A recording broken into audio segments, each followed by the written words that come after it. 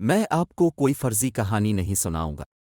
مجھے اس کی ضرورت بھی نہیں ہے، اس لیے کہ میری اپنی خانہ بدوشیوں اور آوارہ گردیوں کی اتنی کہانیاں ہیں کہ سناؤں تو ختم نہ ہوں۔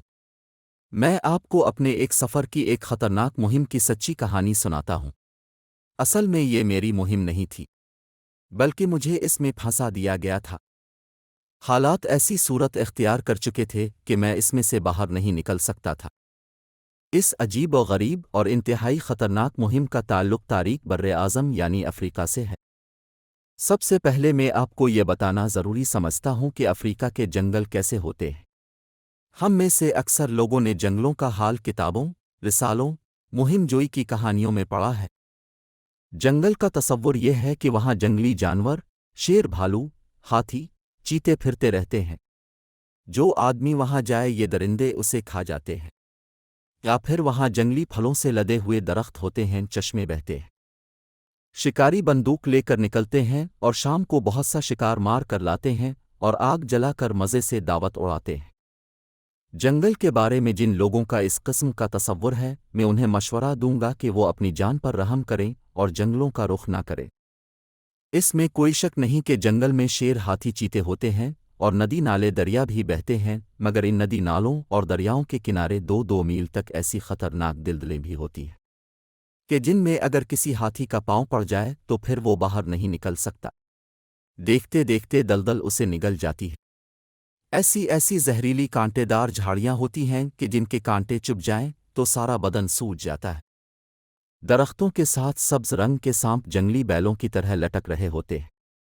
مکھی جتنا بڑا مچھر ہوتا ہے۔ جنگل کے اندر کوئی راستہ نہیں ہوتا۔ خودرو جھاڑیاں گھنے درختوں کے نیچے میلوں تک پھیلی ہوتی ہیں۔ شکاری چاقو یا چھرے سے ان جھاڑیوں کو کاٹ کاٹ کر راستہ خود بناتا ہے۔ کسی جھاڑی، کسی درخت کے پیچھے سے نکل کر کوئی درندہ اچانک آپ پر حملہ کر سکتا ہے۔ کئی میل تک کوئی جنگلی پھلدار درخت اور پانی کا چشمہ نہیں۔ اگر کوئی چشمہ مل بھی جائے تو اس کا پانی پینے کے لائق نہیں ہوتا۔ افریقہ کے جنگل اس سے بھی زیادہ خطرناک ہیں۔ وہاں آدم خور درندوں کے علاوہ آدم خور قبیلے بھی پائے جاتے ہیں۔ ایسے وحشی جنگلیوں کے قبیلے بھی ہیں کہ جو بھولے بھٹکے آدمی کو پکڑ کر اس کا سر کاٹ لیتے ہیں اور پھر اسے خاص طریقے سے سکیڑ کر نارنگی جتنا بنا کر اپنے گلے میں لٹکا لیتے ہیں۔ میں ایک انگریز شکاری مسٹر میکنزی کے ساتھ افریقہ کے جنگلوں میں 3 برس تک مارا پھرتا رہا ہوں۔ میں نے محسوس کیا ہے کہ جنگل انسان کو اپنی طرف بلاتا ہے، اسے بہکاتا ہے۔ جو آدمی سمجھدار ہوتا ہے، اسے جنگل کی نفسیات کا علم ہوتا ہے، وہ تو بچ کے واپس آ جاتا ہے۔ انجانا آدمی ایک بار افریقہ کے جنگلوں میں داخل ہو جائے تو اس کا زندہ سلامت واپس آنا محال ہوتا ہے۔ اس کے علاوہ ایسے قدیم اور قدرتی جنگلوں کے خاص راز ہوتے ہیں، بھید اور پراسرار ہوتے ہیں۔ آدھی رات کو کبھی کبھی اچانک جنگل میں ایسا بھیانک سناٹا چھا جاتا ہے کہ آدمی پاگل ہو جائے۔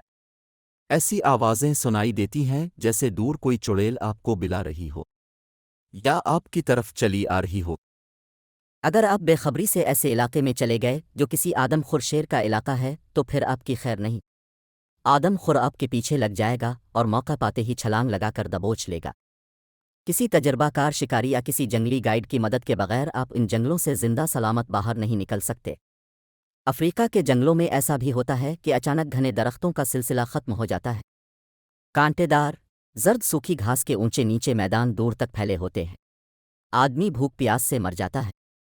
پھر اچانک زمین ہلنے لگتی ہے اور وحشی ہاتھیوں کے غول کسی طرف سے نکل آتے ہیں۔ اگر بدقسمتی سے کسی ہاتھی کی آپ پر نظر پڑ گئی تو پھر آپ بچ نہیں سکتے۔ افریقہ میں ایسے تاریک جنگل بھی ہیں کہ جن کے اندر آج تک سورج کی کرنیں نہیں پہنچ سکیں۔ یہاں اتنا حبس ہوتا ہے کہ آدمی کی جان نکلنے لگتی ہے۔ تالابوں میں اتنی جون کی ہوتی ہیں کہ منٹوں میں آدمی کا خون پی جاتی ہے۔ میرا مقصد آپ کو ان جنگلوں سے ڈرانا نہیں ہے، بلکہ آپ کا ان جنگلوں سے تعارف کروانا ہے، کیونکہ جو واقعات میں بیان کرنے والا ہوں ان کا تعلق افریقہ کے انہی جنگلوں سے ہے۔ اب میں اصل داستان کی طرف آتا ہوں۔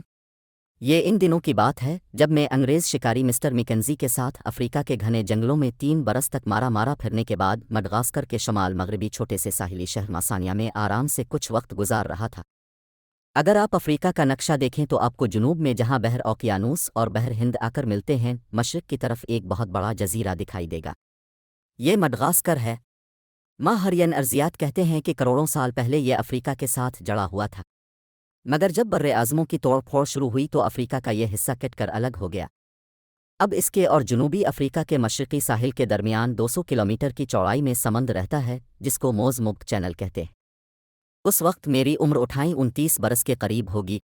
جسم تکلیفوں کا عادی تھا اور سیر و سیاحت کا شوق مجھے اڑائے لیے پھرتا تھا۔ مڈغاسکر میں میرا ارادہ 6-7 مہینے رہنے کا تھا۔ اس کے بعد میرا پروگرام کسی مال بردار جہاز میں سوار ہو کر آسٹریلیا کی طرف نکل جانے کا تھا۔ ماسانیا ایک چھوٹا سا مگر بڑا سرسبز و شاداب ساحلی شہر تھا۔ ڈربن اور موزمبق سے جو مسافر بردار تجارتی جہاز افریقہ کے دوسرے ساحلی شہروں یا خلیج کی ریاستوں اور کراچی کی طرف سفر پر نکلتے وہ ماسانیا کی بندرگاہ پر تھوڑی دیر کے لیے ضرور لنگر انداز ہوتے۔ اس وجہ سے ماسا نیا شہر کی تجارتی حیثیت بڑی اہم ہو گئی تھی۔ میں کوئی دولت لے کر یا بنک میں رقم جمع کروا کر گھر سے سیاحت کرنے نہیں نکلا تھا۔ میرا طریقہ کار یہ تھا کہ جہاں جاتا وہاں محنت مشقت کا جو کام مل جاتا کر لیتا، یوں تھوڑے پیسے بچا کر اگلے سفر پر روانہ ہو جاتا۔ مڈغاسکر میں میرے محسن انگریز شکاری مسٹر مکنزی نے اپنے ایک آسٹریلوی دوست مسٹر رچرڈ کے نام ایک خط لکھ دیا تھا۔ مسٹر رچرڈ مڈغاسکر چائے کی ایک فیکٹری کا مینیجر تھا۔